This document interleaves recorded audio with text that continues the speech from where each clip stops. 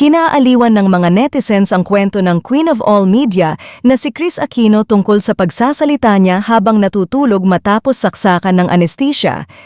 Mismong ang kanyang boyfriend na si Dr. Mike Padlan ang nagsabi sa kanya na talagang super talk pa rin siya kahit wala ng malay dahil sa epekto nga ng anesthesia. Sa latest Instagram post ni Kris kung saan nagdetalye sita about her present health condition, may nabanggit siya tungkol sa nakakalokang eksena na nangyari habang siyang sumasailim sa medical treatment. Kwento ni Kris matapos daw siyang turukan ng anesthesia ay bigla na lamang siyang nagsalita. Habang tulog sinabing gusto niya ng brand new pink Chanel bag. Dr. Mike and Nurse L couldn't help but laugh because I was mumbling, "I want a new pink Chanel bag." Sabi niya, naka-anesthesia ka, pink Chanel pa rin ang nasa subconscious mo. I confirmed his story with my nurse and she said, "True po, ma'am, okay. Guilty as charged, can't deny that, so me." Ang bahagi ng caption ni Kris sa kanyang IG post.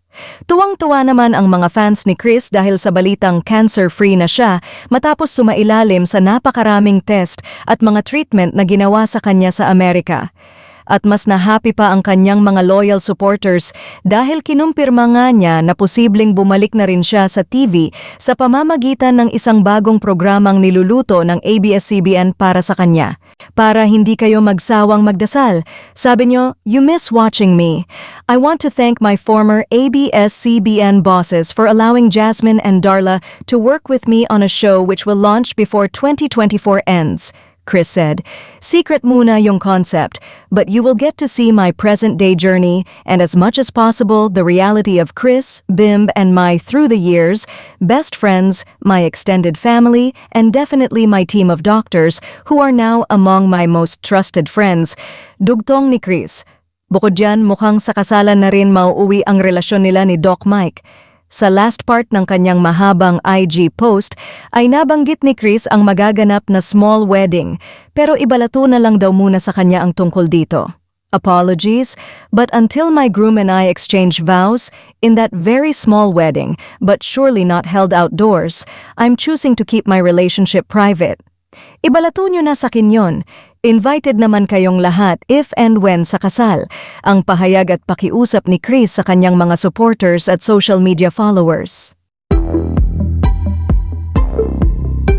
Ito po yung nakakaaliw na kwento. Magmula nang dumating si Kris Aquino galing po ng Amerika sa unang pagkakataon, naging bahagi po ng kanyang napakahabang post. Yung kanyang habang natutulog, nagsasalita siya. Ang nakarinig si Dr. Padlan at ang kanyang nurse, di ba? Sabi niya gusto raw niyang bumili ng pink Chanel bag. Tapos, dumidepensa pa siya. Kaso sinabi sa kanya talaga, "Oh talaga ma'am, nagsasalita po kayo habang natutulog."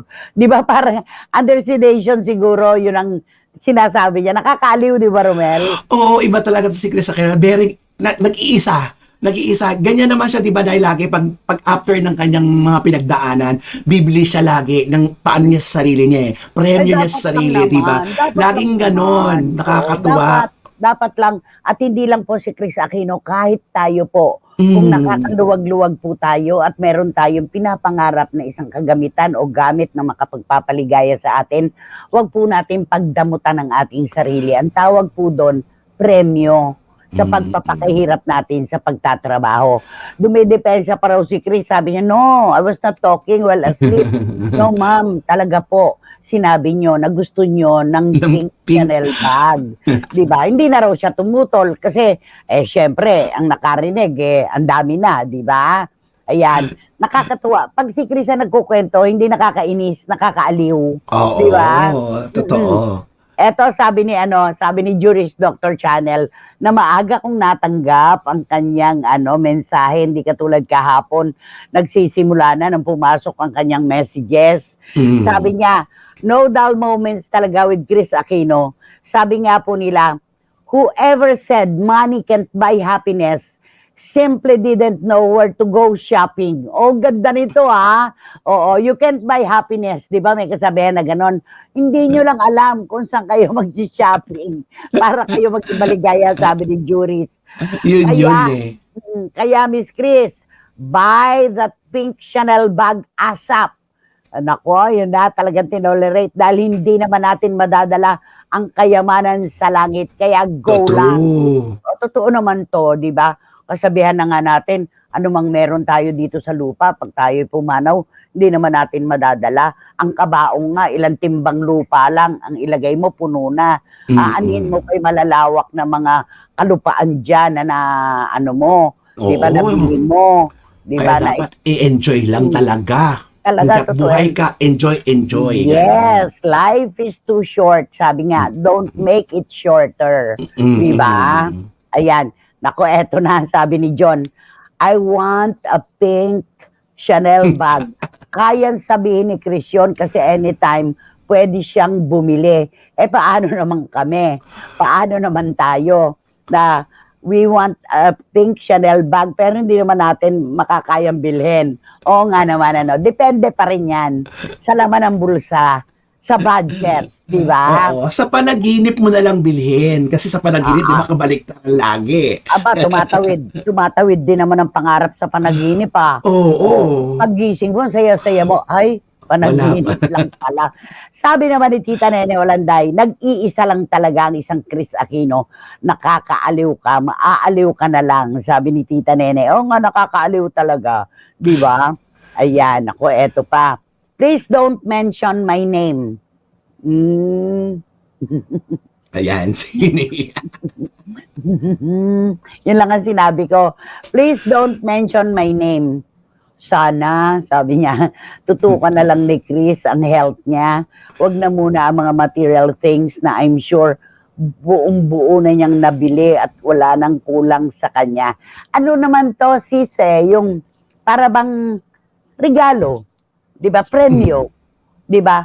Diyos ko naman, nagpapakahirap naman yung tao sa pagtatrabaho noon, singkad ang kanyang pag-work, 'di ba? At ngayon may pinagdadaanan siya na talaga naman pong napakatindi. Kaya yung isang pink Chanel bag, kung yun ay kaligaya ng puso niya, why not coconut? Oo, correct. Total afford yan naman yun. Naman, oo, totoo yan. Ano yung sabi ni Juris sa mga nagsasabi na hindi nabibili ang kaligayahan, hindi nabibili ng pera, hindi nyo lang daw po alam kung saan kayo Saan bibili. shopping. Ayan. Sabi naman ni Boycie Karagay, sana all, tama si Kuya Romel, sa panaginip na lang ako makakabili ng pink Chanel bag or pink Birkin bag.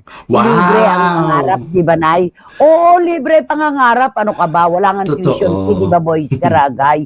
Bakit naman hindi natin gawin? Mangarap tayo kung makaliligaya sa ating yung pansamantalang pangangarap na meron din tayo. Why not? Di ba? Correct. Oo. Pero nakasunod yun why not coconut? Ganun lang tayo, di ba? Oo. May uso na ngayon.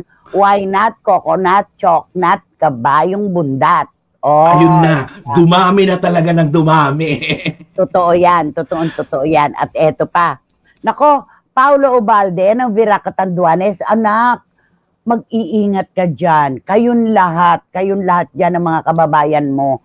Kasi matindi, andyan ang bagyo sa inyo talaga. Nasa Catanduanes. Grabe. Kaya yung video na yan ng isang aktor na napanood mo, itabi-tabi mo na muna yan. Alalahanin mo muna, magsuhay ka ng bahay nyo. Dahil baka sa lakas ng hangin, may maganap, di ba? Oo. Huwag na. Yung video na hawak mo, na walang, Nay, nag-send po ako ng video kay Gemma. Hindi ko po alam bakit hindi nag-send. Ilang beses ko na pong sinubukan isend ang video. Yung sitwasyon at panahon po dito sa Birak ang dahilan. Anak, huwag ka na mag-send, di ba? Sabi ko sa iyo, huwag na. At saka huwag Sa na akin mo isend. Nakakaloka ka. Ako ayoko. Gusto ko yung aktor na sangkot doon sa, alam mo na, sa video na yon. Pagka nakaharap ko, hindi ako mahihiyang batiin siya. At siya rin na hindi mahihiya. Pero ikaw, gusto Kaya ko niyo yun. kayo ni Wendell, kayang-kaya nyo yan. Sabi ni Ching Bautista Silverio na napakatama, Chris deserves the Chanel pink bag. After what she's going through, if that will make her happy, go for it. Tama. Bakit ba, di ba? Konting kaligayahan, ipagdadamot pa ba natin kay Chris Aquino? Okay, si Wating-Wating naman, nakakaloka talaga si Chris Aquino. Iba talaga ang nagagawa ng pag-ibig. It seems like she's getting better and better. Yes. Definitely, love can cure. Tama ka, wating-wating. Kailangan inspired. Di ba, pinagdadaanan na nga niya ang tindi-tindi, di ba? Tama yun. Pag may inspirasyon ka, makakakalma ka ng konti, di ba? Correct. Magiging magaan ang lahat para sa iyo. Yun yun. At saka, huwag na po nating iba si Chris dahil dun sa pink Chanel bag na yon. Una, siya naman ang bibili, pera niya ay pambibili niya. Pangalawa, premyo po yun. Premyo, hayaan na natin yon. Huwag nang i-bash. Napakaraming problema ng mundo para problemahin pa natin yung pink Chanel bag na yon. Oo, Di ba, Romel? sabayan na lang natin si Chris Aquino, pasayahin na lang natin siya, wag na natin siya, talaga ibigay na lang natin kung anong hilig niya, go, ganon. Ayan.